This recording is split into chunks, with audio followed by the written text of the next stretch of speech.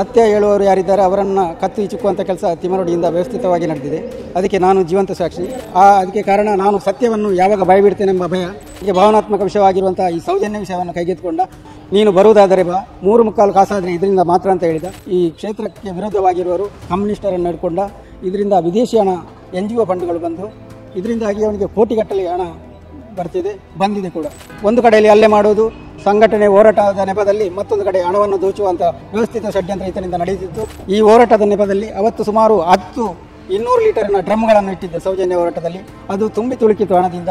ಇದೆಲ್ಲರೂ ಜನರು ಭಾವನಾತ್ಮಕವಾಗಿ ಸೌಜನ್ಯನಿಗೆ ನ್ಯಾಯ ಸಿಗಬೇಕೆಂಬ ಹೋರಾಟದ ಮನೋಭಾವದಲ್ಲಿ ಕೊಟ್ಟಿರುವಂಥದ್ದು. ಒಂದು ಕಾಲದಲ್ಲಿ ಈತನಲ್ಲಿ ಒಂದು ಲ್ಯಾಂಬಿ ಸ್ಕೂಟರ್ ಇತ್ತು, ಅದಕ್ಕೆ ಪೆಟ್ರೋಲ್ ಹಾಕಲಿಕ್ಕೆ ಹಣ ಇಲ್ಲದಂಥ ಪರಿಸ್ಥಿತಿ. ಈಗ 16 ಕಡೆ 100 ಎಕರೆ ಜಾಗವನ್ನು ಖರೀದಿಸಿದ್ದಾನೆ. ಈ ಸೌಜನ್ಯ ಕೇಸಿನಿಂದ ಕೋಟಿಗಟ್ಟಲೆ ಹಣ ಬಂದ ಕೂಡಲೇ ತಾನು ಧರ್ಮಸ್ಥಳಕ್ಕೆ ಸೆಟದು ನಿಲ್ಲಬೇಕಂತ ತಿಮರೋಡಿ ಬೀಡು, ಧರ್ಮಸ್ಥಳ ಬೀಡಿನ ಬದಲಾಗಿ ತಿಮರೋಡಿ ಬೀಡು ಎಂಬ ಬಂಗಲೆಯನ್ನು ನಿರ್ಮಿಸುತ್ತಿದ್ದಾನೆ. ಆ ಸಂದರ್ಭದಲ್ಲಿ ಅದು 6 ಕೋಟಿ ರೂಪಾಯಿ ಖರ್ಚು ಅಂತ ಹೇಳ್ತಿದ್ದ. ಈಗ ಸುಮಾರು 12 ಕೋಟಿ ದಾಟಬಹುದು ಸರ್.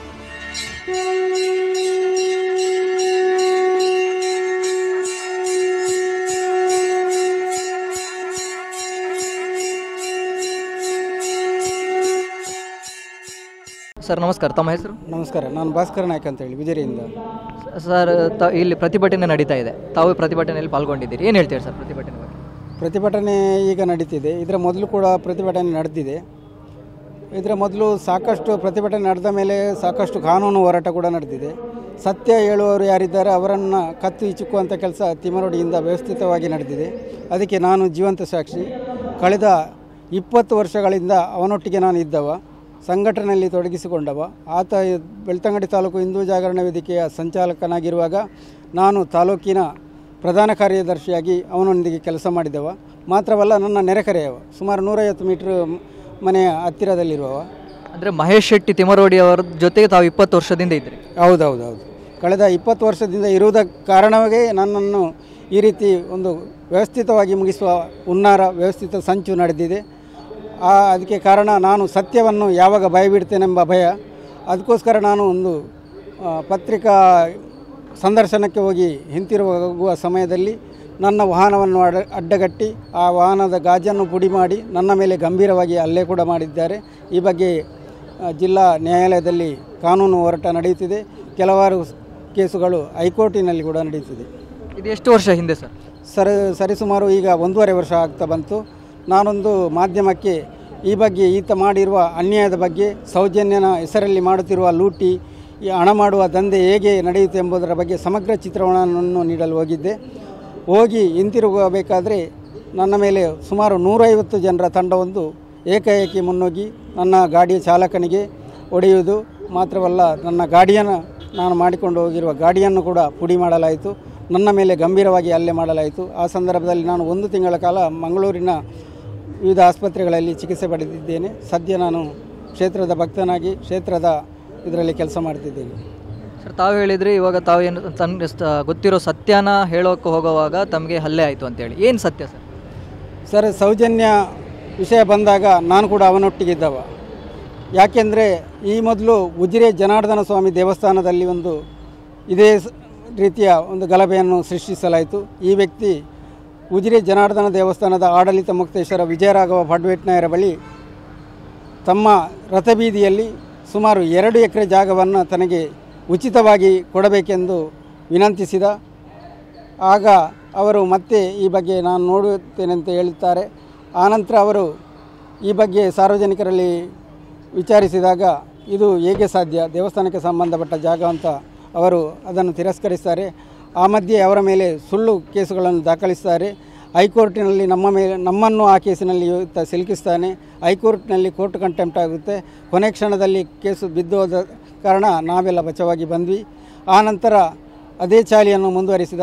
ಆ ಜಾಗ ಸಿಗಲಿಲ್ಲ, ಹಣ ಮಾಡುವ ದಂಧೆ ನಡೆಯಲಿಲ್ಲ. ಆನಂತರ ತನ್ನಷ್ಟಕ್ಕೆ ಭಾವನಾತ್ಮಕ ವಿಷಯವಾಗಿರುವಂಥ ಈ ಸೌಜನ್ಯ ವಿಷಯವನ್ನು ಕೈಗೆತ್ತಿಕೊಂಡ. ನಾನು ಆ ಸಂದರ್ಭದಲ್ಲಿ ಈತನನ್ನು ಪ್ರಶ್ನೆ ಮಾಡಿದೆ, ಇದು ಯಾಕೆ ನಮಗೆ ಬೇಕು, ಸಾಕ್ಷಿ ಇಲ್ಲ, ಉಜಿರೆ ದೇವಸ್ಥಾನದ ಕೇಸಲ್ಲೂ ಹೀಗೆ ಆಯಿತು. ಆ ಸಂದರ್ಭದಲ್ಲಿ ಈ ವ್ಯಕ್ತಿ ಆಡಿದ ಒಂದೇ ಮಾತು ನನ್ನನ್ನು ಸಾಕಷ್ಟು ಕೆರಳಿಸಿತು. ನೀನು ಬರುವುದಾದರೆ ಬಾ, 3 ಕಾಸಾದರೆ ಇದರಿಂದ ಮಾತ್ರ ಅಂತ ಹೇಳಿದ. ಅದಕ್ಕೆ ನಾನು ಸಟೆದು ನಿಂತು ನಾನು ಅವನಿಂದ ಹೊರಗೆ ಬಂದೆ. ಅಂದರೆ ಅವರು ನೇರವಾಗಿ ನಿಮ್ಮ ಹತ್ರ ಹೇಳಿದ್ದಾರೆ ಇದರಲ್ಲಿ ಒಂದು ಹಣ ಮಾಡ್ಬೋದು? ನೇರವಾಗಿ ಹೇಳಿದ್ದಾರೆ.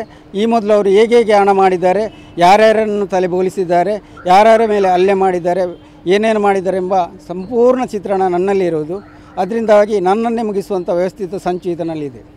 ಸರ್, ಇವಾಗ ಒಂದು 2 ದಿನದ ಹಿಂದೆ ಒಂದು ವಿಡಿಯೋ ಬರುತ್ತೆ, ಮಹೇಶ್ ಶೆಟ್ಟಿ ತಿಮ್ಮರೋಡಿ ಅವ್ರ ಮೇಲೆ ಇಷ್ಟೊಂದು ರೌಡಿ ಶೀಟರ್ ಕೇಸ್ಗಳಿವೆ ಅಂತ ಹೇಳಿ. ಇದು ನಿಜಾನ ಸರ್? ಆತ ಮಾಡಿರುವಂಥ ಕೆಲವಾರು ಕುಕೃತ್ಯಗಳಕ್ಕೆ ಇವನ ಮೇಲೆ ರೌಡಿ ಶೀಟರ್ ದಾಖಲಾಗಿದೆ. ಆಗಿನ SI ಆಗಿರುವಂಥ ಮಂಜುನಾಥ್ ಶೆಟ್ಟಿ ಇರುವ ಕಾಲದಲ್ಲಿ ರೌಡಿ ಶೀಟ್ ದಾಖಲಿಸಿದ್ದಾರೆ. ಆನಂತರ ಸಾಕಷ್ಟು ಜನರ ಮೇಲೆ ವಿನಾಕಾರಣ ಹಲ್ಲೆ ಮಾಡುವಂಥದ್ದು, ಮುಸ್ಲಿಮರ ಮೇಲೆ ಹಲ್ಲೆ ಮಾಡುವಂಥದ್ದು ಮಾತ್ರವಲ್ಲ, ಒಂದು ಕಡೆಯಲ್ಲಿ ಹಲ್ಲೆ ಮಾಡುವುದು, ಸಂಘಟನೆ ಹೋರಾಟದ ನೆಪದಲ್ಲಿ ಮತ್ತೊಂದು ಕಡೆ ಹಣವನ್ನು ದೋಚುವಂಥ ವ್ಯವಸ್ಥಿತ ಷಡ್ಯಂತ್ರ ಈತನಿಂದ ನಡೆಯುತ್ತಿತ್ತು. ಅದು ಎಲ್ಲವೂ ನನಗೆ ಗೊತ್ತಿರುವ ಕಾರಣ ನನ್ನನ್ನು ಮೂಲೆಗುಂಪು ಮಾಡುವ ವ್ಯವಸ್ಥಿತ ಷಡ್ಯಂತ್ರ ಆತನಿಂದ ನಡೆಯುತ್ತಿದೆ. ಇವಾಗ ಈ ಹಿಂದಿಂದ ಎಲ್ಲ ಸ್ಟೋರಿ ಓಕೆ ಸರ್, ಇವಾಗ ಸೌಜನ್ಯ ವಿಚಾರವಾಗಿ ಅವರು ಹಣ ಮಾಡ್ತಾ ಇದ್ದಾರೆ ಅಂತ ತಾವು ಹೇಳಿದರೆ, ಯಾವ ರೀತಿಯ ಯಾವ ಮೂಲದಿಂದ ಹಣ ಬರ್ತಾ ಇದೆ ಸೌಜನ್ಯ ವಿಚಾರವಾಗಿ? ಒಂದು ಕಾಲದಲ್ಲಿ ಈತನಲ್ಲಿ ಒಂದು ಲ್ಯಾಂಬಿ ಸ್ಕೂಟರ್ ಇತ್ತು, ಅದಕ್ಕೆ ಪೆಟ್ರೋಲ್ ಹಾಕಲಿಕ್ಕೆ ಹಣ ಇಲ್ಲದಂಥ ಪರಿಸ್ಥಿತಿ. ಅವನು ಕುಡಿತ ಮಾಡುವ ಸಂದರ್ಭದಲ್ಲಿ ದಿನವೂ ಉಜಿರೆ SR ಬಾರಿನಲ್ಲಿ ಯಾರೊಟ್ಟಿಗೆ ಕುಡಿಯಲು ಹಣ ಮಾಡ್ಬೋದಂತ ಕಾಯ್ತಾ ಇದ್ದ ವ್ಯಕ್ತಿ. ಅವನು ಕುಡಿದು ಟೈಟಾಗಿ ಬಿದ್ದವನನ್ನು ರಾತ್ರಿ ನಾನು ಯಾವುದೋ ಆಟೋ ಹತ್ತಿಸಿ ಮನೆಗೆ ಕರ್ಕೊಂಡೋದ್ದವ. ನಾನು ಏನೂ ಇಲ್ಲದವ ಇವತ್ತೊಂದು ಉಜಿರೆ ದೇವಸ್ಥಾನಕ್ಕೆ ಸೆಡ್ಡು ಹೊಡೆದಿನ ಜನಾರ್ದನ ಸ್ವಾಮಿ ದೇವಸ್ಥಾನದ ಎದುರು ನಾನೊಂದು ಅದಕ್ಕಿಂತ ದೊಡ್ಡ ದೇವಸ್ಥಾನವನ್ನು ಕಟ್ತೇನಂತೇಳಿ ಸವಾಲು ಹಾಕಿ ಉಜಿರೆಯಲ್ಲಿ ಕುಂಜರ್ಪ ಎಂಬ ಸ್ಥಳದಲ್ಲಿ ಆ ದೇವಸ್ಥಾನ ನಿರ್ಮಿಸಲಿಕ್ಕೆ ಹೋದ. ಆದರೆ ಆ ದೇವರು ಬಿಡಲಿಲ್ಲ. ಅದಕ್ಕೆ ನ್ಯಾಯಾಲಯದಿಂದ ತಡೆ ಬಂತು. ಅದನ್ನು ಯಾರಿಗೆ ಸಂಬಂಧಪಟ್ಟವರಿಗೆ ಅದರ ಕೀಯನ್ನು ಹಸ್ತಾಂತರಿಸಲಾಯಿತು. ಇದರಿಂದ ಅವನು ಏನನ್ನು ಸಾಧಿಸಲಾಗಲಿಲ್ಲ. ಆನಂತರ ಈತ ಏನೂ ಇಲ್ಲದ ವ್ಯಕ್ತಿ ಈ ಸೌಜನ್ಯ ಕೇಸಿನಿಂದ ಕೋಟಿಗಟ್ಟಲೆ ಹಣ ಬಂದ ಕೂಡಲೇ ತಾನು ಧರ್ಮಸ್ಥಳಕ್ಕೆ ಸೆಟೆದು ನಿಲ್ಲಬೇಕಂತ ಇದರಲ್ಲಿ ಅವನು ನಾನೊಂದು ತಿಮರೋಡಿ ಬೀಡು, ಧರ್ಮಸ್ಥಳ ಬೀಡಿನ ಬದಲಾಗಿ ನಾನೊಂದು ತಿಮರೋಡಿ ಬೀಡು ಎಂಬ ಬಂಗಲೆಯನ್ನು ನಿರ್ಮಿಸ್ತಿದ್ದಾನೆ. ಆ ಸಂದರ್ಭದಲ್ಲಿ ಅದು 6 ಕೋಟಿ ರೂಪಾಯಿ ಖರ್ಚು ಅಂತ ಹೇಳ್ತಿದ್ದ. ಈಗ ಸುಮಾರು 12 ಕೋಟಿ ದಾಟ್ಬೋದು ಸರ್. ಅಂದರೆ ಅಷ್ಟೊಂದು ಹಣ ಯಾವ ಮೂಲದಿಂದ ಬರ್ತಾ ಇದೆ ಏನು ಅಂತ ಏನಾದರೂ ಗೊತ್ತಿದೆ? ಈ ಹೋರಾಟದ ನೆಪದಲ್ಲಿ ಅವತ್ತು ಸುಮಾರು 200 ಲೀಟರ್ನ ಡ್ರಮ್ಗಳನ್ನು ಇಟ್ಟಿದ್ದ ಸೌಜನ್ಯ ಹೋರಾಟದಲ್ಲಿ. ಅದು ತುಂಬಿ ತುಳುಕಿತು ಹಣದಿಂದ. ಅವನ ಮನೆಗೆ ಆ ಪ್ರತಿಭಟನೆಯ ಮರುದಿವಸ ಹೋಗಿದ್ದರೆ ಅವನು ನೋಡಿದವರಿಗೆಲ್ಲ ಗೊತ್ತಿರ್ಬೋದು. ದೊಡ್ಡ ಒಂದು ದೇವಸ್ಥಾನದ ಬ್ರಹ್ಮಕಲಶೋತ್ಸವದ ಸಂದರ್ಭದಲ್ಲಿ ಸಿಗುವಷ್ಟು ಅಕ್ಕಿ, ತೆಂಗಿನಕಾಯಿ, ಅಡಿಕೆಯನ್ನು ಅಲ್ಲಿ ಇಡಲಿಕ್ಕೆ ಜಾಗ ಇಲ್ಲ, ಅಷ್ಟು ಬಂದಿತ್ತು. ಇದೆಲ್ಲರೂ ಜನರು ಭಾವನಾತ್ಮಕವಾಗಿ ಸೌಜನ್ಯಳಿಗೆ ನ್ಯಾಯ ಸಿಗಬೇಕೆಂಬ ಹೋರಾಟದ ಮನೋಭಾವದಲ್ಲಿ ಕೊಟ್ಟಿರುವಂಥದ್ದು. ಆದರೆ ಇವನು ಎಲ್ಲ ದೋಚಿಕೊಂಡು ಏನೂ ಇಲ್ಲದವ ಈಗ 16 ಕಡೆ 100 ಎಕರೆ ಜಾಗವನ್ನು ಖರೀದಿಸಿದ್ದಾನೆ. ಇದೆಲ್ಲ ಹೇಗೆ ಸಾಧ್ಯ ಆಯಿತು ಅಂತ ನನ್ನ ಪ್ರಶ್ನೆ. ಅಂದರೆ ಇವಾಗ ಈ ಹೋರಾಟದಲ್ಲಿ ಮಹೇಶ್ ಶೆಟ್ಟಿ ತಿಮ್ಮರೋಡಿ ಅವರು ಮಾತ್ರ ಅಲ್ಲ, ಇನ್ನೂ ಅನೇಕರಿದ್ದಾರೆ, ತಮ್ಮಲ್ಲಿ ಸಾಕ್ಷಿ ಇದೆ ಅಂತ ಹೇಳ್ತಾ ಇದ್ದಾರೆ. ಅಂದರೆ ಇವರೆಲ್ಲ ಯಾವ ಕಾರಣಕ್ಕಾಗಿ ತಿಮ್ಮರೋಡಿ ಅವರ ಜೊತೆ ಬೆಂಬಲವಾಗಿ ನಿಂತಿದ್ದಾರೆ? ಸಾಕ್ಷಿ ಎಂಬುದು ಇಲ್ಲ ಅಂತ ಅವನು ಮೊದಲೇ ನನಗೆ ಗೊತ್ತು. ನಾನು ಒಟ್ಟಿಗೆ ಇದ್ದವ. ಸಾಕ್ಷಿ ಈ ಬಗ್ಗೆ ಅವನಲ್ಲಿ ಏನೂ ಇರಲಿಲ್ಲ. ಅವನೇ ಹೇಳಿದ್ದ, ಸಂತೋಷ್ ರಾವ್ ಮಾಡಿದ್ದಂತ ಅವನು ಒಪ್ಪಿಕೊಂಡಿದ್ದಾನೆ ಕೂಡ, ಸಾಕಷ್ಟು ಮಾಧ್ಯಮಗಳಲ್ಲಿ ಬಂದಿದೆ. ತದನಂತರ ಇಲ್ಲಿಂದ ಏನು ಹಣ ಮಾಡುವ ದಾರಿ ಸುಲಭ ಯಾವುದೆಂದು ಭಾವಿಸಿ ಈ ವಿಷಯವನ್ನು ಸಾಕಷ್ಟು ಎತ್ತರಕ್ಕೆ ಕೊಂಡೋಗ್ಬೋದಂತ ಭಾವಿಸಿದ. ಈ ಬಗ್ಗೆ ಈ ಕ್ಷೇತ್ರಕ್ಕೆ ವಿರುದ್ಧವಾಗಿರುವವರು ಕಮ್ಯುನಿಸ್ಟರನ್ನು ಹಿಡ್ಕೊಂಡ. ಇದರಿಂದ ವಿದೇಶಿ ಹಣ NGO ಫಂಡ್ಗಳು ಬಂದು ಇದರಿಂದಾಗಿ ಅವನಿಗೆ ಕೋಟಿಗಟ್ಟಲೆ ಹಣ ಬಂದಿದೆ ಕೂಡ. ಅಂದರೆ ಒಟ್ಟಾರೆಯಾಗಿ ಒಂದು ಹೆಣ್ಮಗಿನ ಹೆಸರಿಟ್ಕೊಂಡು ಕ್ಷೇತ್ರದ ಚಾರಿತ್ರ್ಯವನ್ನು ಹಾಳು ಮಾಡುವಂಥ ಕೆಲಸ ನಡೀತಾ ಇದೆ. ಹೌದೌದೌದು, ಇದೆಲ್ಲ ಒಂದು ಷಡ್ಯಂತ್ರ. ಇದರಷ್ಟು ಸುಲಭವಾಗಿ ಹಣ ಮಾಡುವ ದಾರಿ ಅವನಿಗೆ ಬೇರೆ ಎಲ್ಲೂ ಸಿಗಲಿಕ್ಕಿಲ್ಲ, ಸಿಗುವುದಿಲ್ಲ. ಇದರಿಂದಾಗಿ ಈ ವಿಷಯವನ್ನು ರಾಜ್ಯ ಮಟ್ಟಕ್ಕೆ ಕೊಂಡೋಗಿದ್ದಾನೆ. ರಾಷ್ಟ್ರ ಮಟ್ಟದಲ್ಲಿಯೂ ವಿಷಯವನ್ನು ಪ್ರಸ್ತಾಪಿಸಿದ್ದಾನೆ. ಆದರೆ ಅವನಲ್ಲಿರುವುದು ಯಾವುದೇ ಸಾಕ್ಷ್ಯವಿಲ್ಲ, ಅವನಲ್ಲಿ ಇರುವವರ ಬಳಿಯೂ ಸಾಕ್ಷ್ಯವಿಲ್ಲ. ಯಾಕೆಂತ ಹೇಳಿದರೆ ನಾವು ಈ ಸಂದರ್ಭ ಈ ಘಟನೆ ಆದಾಗ ನಾವೆಲ್ಲ ಒಟ್ಟಿಗೆ ಇದ್ದವರು. ಅದು ನಾನು ಅವನನ್ನು ಏನು ಹೇಳಿದ್ದಾನೆ, ನಾವೆಲ್ಲ ಆ ಬಗ್ಗೆ ಏನೆಲ್ಲ ಮಾಡಿದ್ದೇವೆ ಅದು ನನಗೆ ಮಾತ್ರ ಗೊತ್ತು. ಟಿವಿ ವಿಕ್ರಮ, ದೇಶ ನಿಮ್ಮ ಕೈಯಲ್ಲಿ. ವಿಕ್ರಮದ ಕಾರ್ಯಕ್ರಮಗಳನ್ನು ನಿರಂತರವಾಗಿ ವೀಕ್ಷಿಸಲು ಸಬ್ಸ್ಕ್ರೈಬ್ ಮಾಡಿ, ಬೆಲ್ ಐಕನ್ ಒತ್ತಿ.